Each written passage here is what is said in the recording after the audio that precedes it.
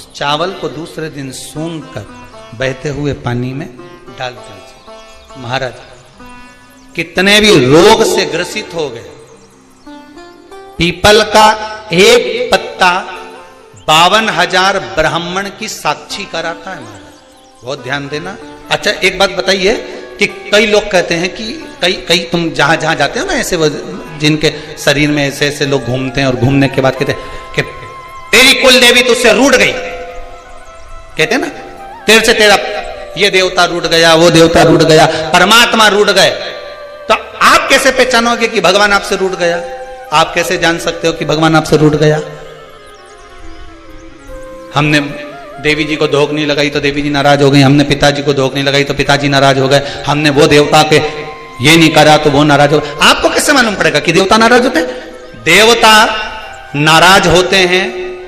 याद रखना, संसार में देवता अगर नाराज होते हैं तो कभी किसी का अहित नहीं करते। बहुत ध्यान देना इस बात पर, कभी अहित नहीं करेंगे देवता अगर नाराज होंगे। देवता नाराज होते हैं तो किसी का भोजन पानी बंद नहीं कर देते। देवता नाराज होते हैं तो किसी का खाना पीना बंद नहीं करवा देते।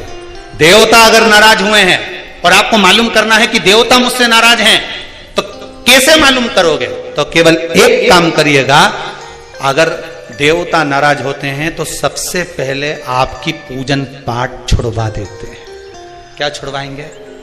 रोज मंदिर जाती है, रोज माला उठाकर जाप करती है, रोज गीता जी का पाठ करती है, रोज दिया लगाने जाती है।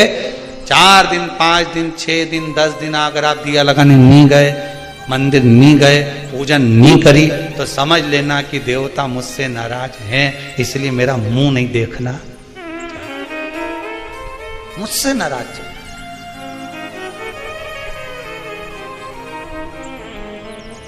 लक्ष्मी नहीं आ रही घर में, देवता नाराज है। नहीं नहीं नहीं, लक्ष्मी नहीं आ रही उसके लिए देवता नाराज नहीं है। लक्ष्मी नहीं आ रही उसके कारण तुम्हारा अहंकार है। भगवान ने जब दिया था उसको सत्कर्म में नहीं लगाया था। एक बात इससे पहली वाली कथा में कही थी, शरीर चले और तुम्हारे याद है तुम लोगों को? बस उतना याद कर लो, बहुत है।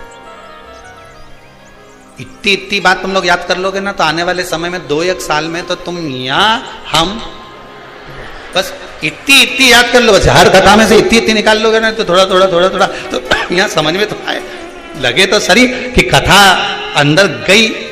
तो एक बार पहले कथा में, इससे पिछले वाली में की थी, 7 से पहले वाले में, कि तुम्हारे घर में चले और तुम्हारा शरीर चले, तब तक सारा दान पुण्य भजन तीरथ सब कर लो। और क्योंकि तुम्हारी घर में चलेगी तभी तुम दान कर सकोगे, सत्कर्म कर सकोगे, भजन कर सकोगे, शरीर सही होगा तो तीरथ कर सकोगे। अब शरीर ही साथ नहीं दे और घर में तुम्हारी नहीं चले तो कोई तीरथ होए कि दान होए? कैसे भजन करो? कुछ नहीं करना, पीपल का एक पत्ता, उस पत्ते पर थोड़ा सा चावल,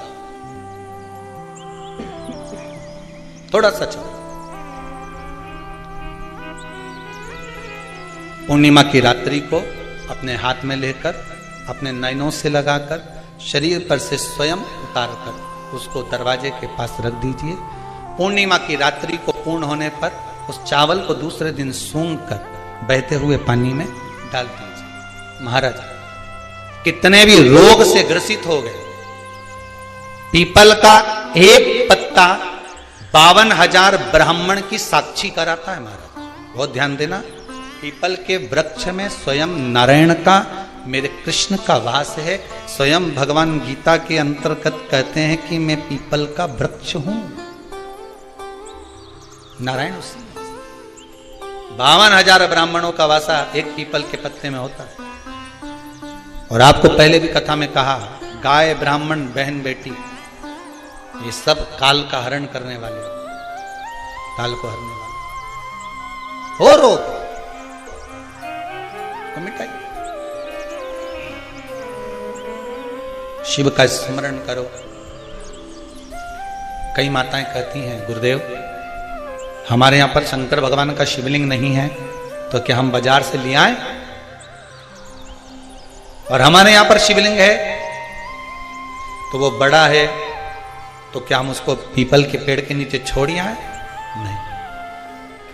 शिवलिंग है तो पूजन करो, नहीं है तो भगवान का जब स्नान कराओ, ठाकुर जी का कराओ, देवी जी का कराओ, जो तुम्हारे घर में भगवान है उनका जब पूजन कराओ, तो पूजन कराने के बाद में जब उनका स्नान कराओ, स्नान कराते समय थोड़ा सा भाव यही प्रकट कर लेना कि हम शंकर विश्वनाथ को, महाकाल राजा को, सोमनाथ को, मल्लिकार्जुन को, भीमाशंकर को, त्र्यंबकनाथ को हम जल चढ़ा है तो ठीक है, नी है तो देवताओं को बढ़ाने की जरूरत नहीं है। कारण क्या है? तुम तो कर लोगी सेवा, तुमसे तो सज जाएगी, पर आने वाली पीढ़ी करेगी क्या? घर में सेवा उतनी ही करना, उतनी ही रखना जितनी तुमसे बन रही हो। तुम्हारे जाने के बाद घर के बहू बेटा भगवान को डलिया में भर के वृंदावन छोड़िया, ऐसा काम मत करो। जितनी बने उतनी छोटे रूप में सेवा करोगे तो पीढ़ी दर पीढ़ी चलती रहेगी। ज्यादा सेवा को बढ़ा दिया, छूना नहीं, नहा के आओ, कपड़े बदल के आओ, ये कर आओ, जाओ जरा। जितना तुम पूजन को, सेवा को, भजन को, कीर्तन को जितना हवा बनाओगे, जितना डराओगे लोगों को, वो उतने डरेंगे, उतने डरेंगे। सेवा को, भजन को, पूजन को कभी डराने का केंद्र मत बनाओ। ये तो भगवान की मस्ती का आनंद सुख है। लोटा भर के पानी भी अगर चढ़ा रहे हो, शंकर जी के मंदिर में जाकर जल चढ़ा रहे हो, थोड़ी गलती हो गई भगवान से कह देना, तुम्ही ने सिखाया है, हो गई तो हो गई, आप ही ने तो सिखाया, नहीं जानते थे। अब धीरे धीरे धीरे धीरे लोगों को शिव महापुराण सुनते सुनते मालूम पड़ रहा है कि शंकर की कैसे पूजन करना चाहिए, बेलपत्री कैसे चढ़ाना चाहिए, जल कैसे चढ़ाना चाहिए, धतूरा कैसे चढ़ाना चाहिए, चंदन कैसे चढ़ाना चाहिए, काली तिल कैसे चढ़ाना चाहिए। ये लोगों को ध्यान में अब आ रहा है धीरे धीरे। पहले नहीं मालूम था तो हो गई, गलती हो गई, स्वीकार, हमने गलती कर। शिव पुराण कह रही है, भगवान शंकर की कथा कर रही है, चंद्रदेव ने भगवान शंकर की आराधना करी, बालू रेत का शिवलिंग का निर्माण कराया महाराज जी। शिव महापुराण की कथा में आता है, देवराज नाम का ब्राह्मण जो गलत कर्म करता था, चोरी करता था, शरीर में ताप पड़ने के बाद में जब वो शंकर के मंदिर में जाकर कथा सुना और थोड़ी सी कथा सुनकर बाहर निकला, तो उसको केवल कथा का एक तत्व उसके जीवन में उतर गया था, अंश मात्र उसके जीवन में उतर गया था, उसको परमात्मा मिल गया था, अंश मात्र। बिंदु की धर्मपत्नी चंचुला देवी बार बार कथा में आया, पार्वती जी ने उससे शिव महापुराण की कथा करवाई। क्या करती थी वो चंचुला? काशी में जाकर उसने करा क्या था? पति के जाने के बाद बिंदु जो पानी में डूबकर मर गया, प्रेत योनि में चला गया। पहले भी कथा में कहा, पानी में डूबकर मरा हुआ व्यक्ति, सर्प के डसे से मरा हुआ व्यक्ति और स्त्री के हाथ से या स्त्री के चक्कर में मरा हुआ व्यक्ति ना तो देव योनि में जाता है, ना तो बैकुंठ जाता है, ना नरक जाता है। वो तो बीच का प्रेत बनकर भटकता रहता है, उसकी गति नहीं होती, उसका मोक्ष नहीं होता।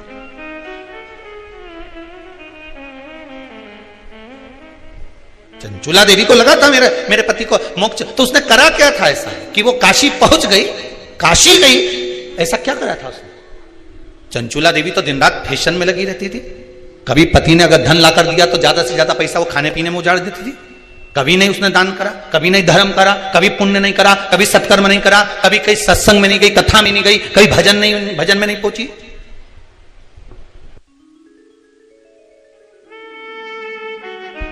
फिर उसने करा क्या?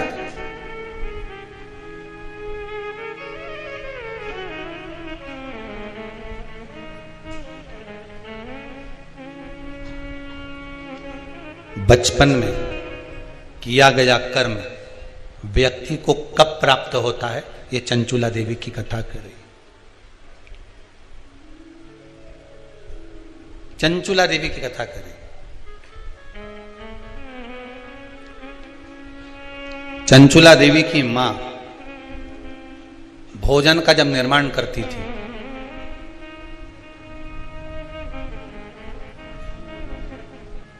ध्यान दीजिएगा जरा, बहुत सुंदर संवाद है। शायद आप भी अपने बच्चों को इस चीज के लिए डांटते होंगे, शायद।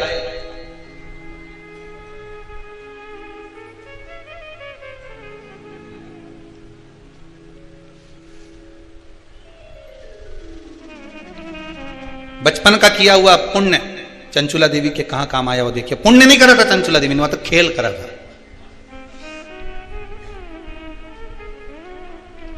किस जगह पर काम आया? चंचुला देवी 6 वर्ष की कन्या थी। बिंदुक ब्राह्मण है, चंचुला देवी भी ब्राह्मणी थी। ब्राह्मण के घर में जन्म लिया है चंचुला देवी। मां जब चंचुला को पास में बिठा लेती थी भोजन कराते समय, तो आटे की लोई को, लोई आटा जो उसना हुआ रहता उसको तोड़ लेती थी चंचुला। 6 वर्ष की चंचुला उसको तोड़कर गोल बनाकर चपटा करती थी। दूसरी लोई को घुमा घुमा कर जो मां शंकर जी के मंदिर में शंकर जी को जल चढ़ाने जाती थी, उस लोई को वैसा रख कर गोल बनाकर पिंडी बनाकर उस आटे का पिंडी बनाती थी। और मां से कहती थी, मां देखो तुम जिस मंदिर में शंकर जी को पानी चढ़ाने जाती हो ना, मैंने वो शंकर जी बनाया। ये 6 साल की चंचुला। ये बच्चे आपके भी करते होंगे। जब मां पापड़ बेलती, मां जब पापड़ बनाती ना, तो छोटी छोटी लोई बच्चे छोटे छोटे से, हम भी बनाएंगे हम भी बनाएंगे। और छोटा सा बच्चा लोई लेकर बैठ गया, घुमा रहा है, चिड़िया बना रहा है, तोड़ रहा है, फोड़ रहा है। चंचुला देवी ने भी ये करा। कई लोगों ने पूछा, गुरुदेव चंचुला का पति इतना पापी था, बेकार कर्म करता था, चंचुला कभी भजन नहीं करी, दान नहीं करी, पुण्य नहीं करी, सत्कर्म नहीं करी, कभी उसने अच्छा काम नहीं करा,